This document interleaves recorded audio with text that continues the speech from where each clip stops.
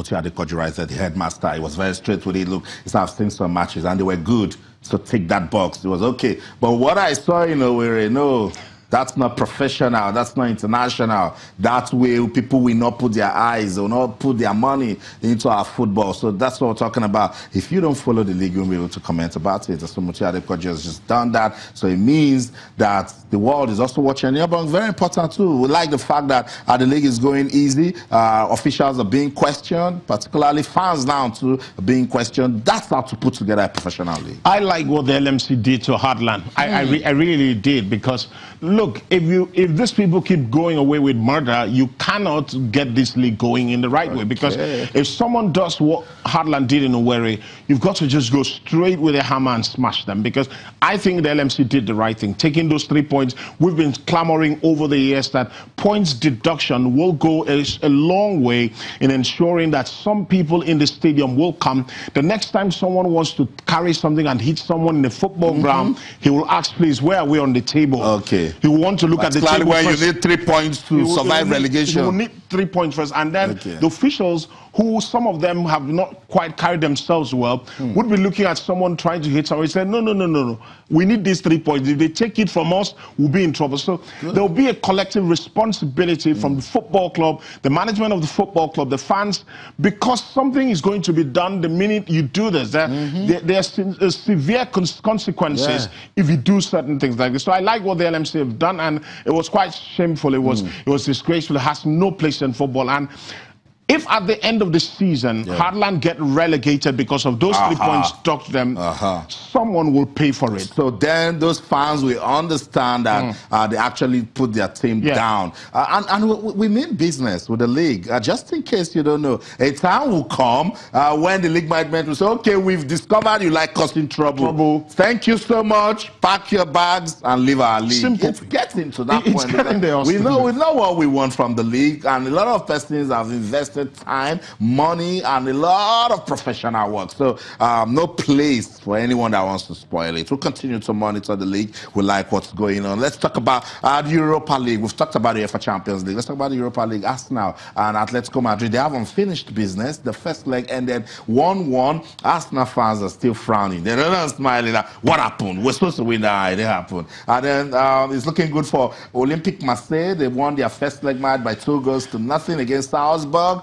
Let's see if they can complete the second leg. But for Arsenal, in Yobong, I don't want to ask you an Arsenal fan on live TV, but you weren't happy with that first leg.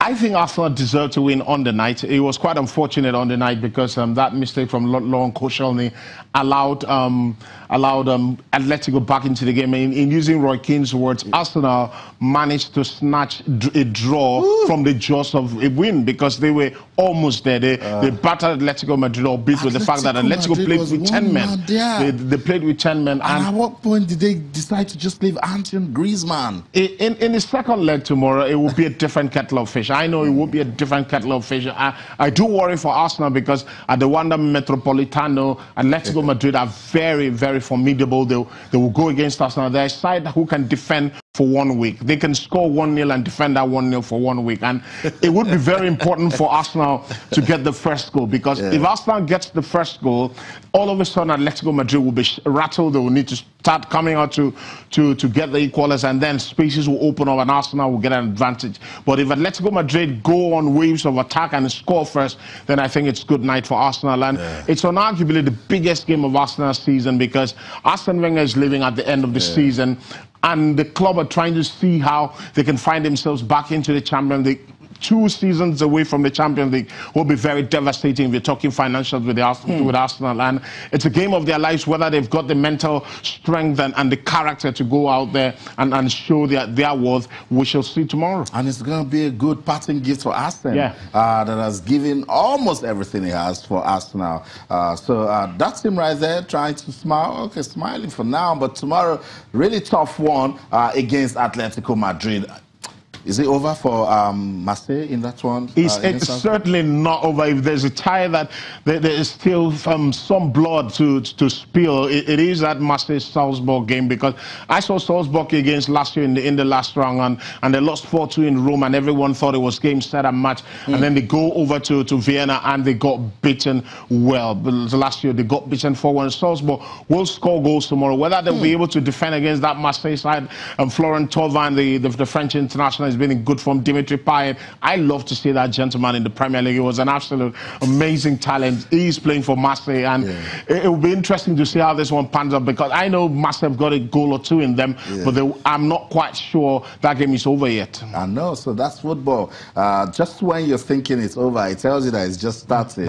I see the story of AS Roma. Even when Liverpool was like, oh, come on, they're not going to score much. Right in the 90th minute, they were soaking pressure and then got a penalty. Let's just run through some messages on our social media platform. Olawi Ademola says, commenting on the UEFA Champions League, says the final is going to be tough, but Real Madrid is going to carry the day. So Real Madrid fans are already talking to us. They're already believing after winning back-to-back, they want one more. And yes, if you look at it, Real Madrid, that's arguably what they'll be hungry for, because nothing from the league. And Zidane, the manager, came out and said that when it comes to the Champions League, that Real Madrid have got the DNA for it, and I couldn't have agreed more, because I think in the Champions League, they just get to another level entirely, because the Real Madrid that plays in the La Liga is certainly different from the Real Madrid that plays in the Champions League, because the minute the Champions League anthem is sung, the players just get into a mood and get into a mojo that it's quite different from what you see in the league. I mean,